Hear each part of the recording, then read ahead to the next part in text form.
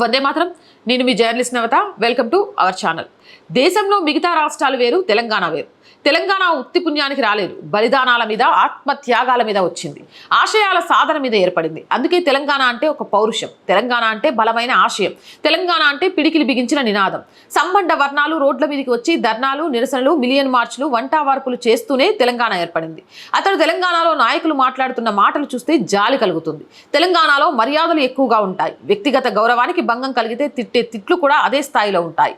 ఉద్యమాన్ని శంకించిన వారికి తెలంగాణ ప్రజల నుంచి ఎటువంటి తిట్లు ఎదురయ్యాయో ప్రత్యక్షంగా చెప్పాల్సిన అవసరం లేదు. అటువంటి సామాజిక ఐక్యత తెలంగాణ ప్రజల్లో నిండి ఉంది కాబట్టి స్వరాష్ట్ర సాధన సాధ్యమైంది. అంతటి గొప్ప విద్వత్తు ఉన్న తెలంగాణ రాష్ట్రంలో రాజకీయ నాయకులు మాట్లాడుతున్న మాటలు బాధ కలిగిస్తున్నాయి. ఇందుకేనా తెలంగాణ తెచ్చుకున్నది అనే ఆవేదన వ్యక్తం చేస్తున్నాయి. రాజకీయ నాయకులు అధికారం కోసం మాత్రమే పాకులాడుతున్నారు. ప్రజల సంక్షేమం, అభివృద్ధి అనేది వట్టి మాటలు మాత్రమే. ఏదో రాజకీయ ప్రాపకం కోసం అభివృద్ధి చేసినట్లు, సంక్షేమానికి పాటుపడినట్లు కలరింగిస్తుంటారు. లేకపోతే 2014లో మిగులు బడ్జెట్తో తెలంగాణ ఏర్పడింది. కేసీఆర్ దిగిపోయే నాటికి రెవెన్యూ లోటుకు దిగజారింది. రేవంత్ పరిపాలనలో కూడా అదే సన్నివేశం కొనసాగుతుంది. పదవి విరమణ చేసిన ఉద్యోగులకు కనీసం రిటైర్మెంట్ బెనిఫిట్ చెల్లించడంలో ప్రభుత్వం విఫలమవుతుంది. దీన్ని బట్టి తెలంగాణ ఆర్థిక పరిస్థితి ఎలా ఉందో అర్థం చేసుకోవచ్చు. త్యాగాల మీద ఏర్పడిన తెలంగాణ ఇలా కావడానికి ముమ్మాటికి రాజకీయ నాయకులే కారణం.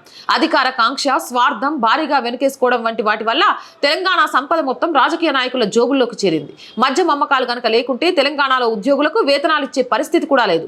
నిష్ఠాంగంగా ఉన్నప్పటికీ ఇవే కఠినమైన నిజం. ఈ కథనం ప్రారంభంలో రాజకీయ నాయకుల వ్యవహార శైలి వల్ల తెలంగాణ పరువు పోతుందని చెప్పుకున్నాం కదా, అది మరోసారి నిరూపితమైంది. జగిత్యాల సభలో కేసీఆర్ కాంగ్రెస్ నాయకులను ఉద్దేశించి ఏం బీమారి వచ్చింది, ఏం మాయరోగం, లాగులు ఈడ్చి కొట్టాలే, నన్ను ఏం చేస్తావు నా కొడక, ఇటువంటి మాటలు మాట్లాడారు. వాస్తవానికి కేసీఆర్ నుంచి ఇంతకంటే గొప్పగా తెలంగాణ సమాజం ఆశించదు. కఠినంగా ఉన్నప్పటికీ ఇదే నిజం. కాకపోతే కేసీఆర్ గత సంభాషణలు ఉంటే ఆయన నోటి నుంచి వచ్చిన ఆణిముత్యాలు ఎంత గొప్పగా ఉన్నాయో అర్థమవుతుంది. రేవంత్ రెడ్డి కూడా ఇందులో తక్కువ తినలేదు. భూపాలపల్లి జిల్లాలో బహిరంగ సభలో జీవన్ రెడ్డిని గట్టిగానే తిట్టారు. కాంగ్రెస్ పార్టీ ఏం చేసింది, జీవన్ రెడ్డి ఎందుకు మోసం చేశాడు అనే అంశాలపై రేవంత్ లోతుగానే మాట్లాడారు. కొన్ని సందర్భాల్లో రేవంత్ రెడ్డి అదుపు తప్పారు.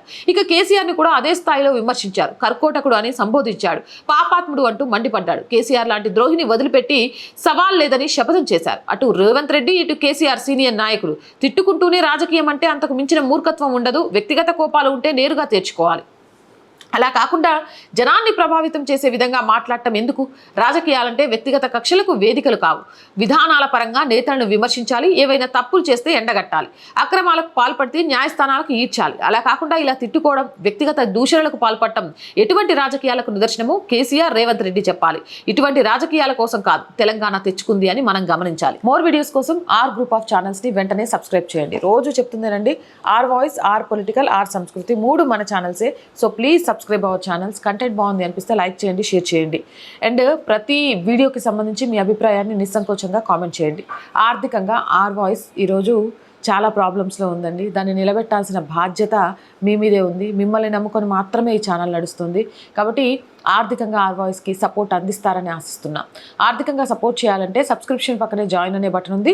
1 to 5 లెవెల్స్ ఉన్నాయి. ఏదో ఒక లెవెల్లో సపోర్ట్ చేయండి. లేదా స్క్రీన్ మీద గూగుల్ పే, ఫోన్పేతో పాటు అకౌంట్ డీటెయిల్స్ ఉన్నాయి. మీకు తోచిన సహాయాన్ని అందించండి. వ్యాపార ప్రకటనల కోసం 8328500576 నెంబర్ని సంప్రదించండి.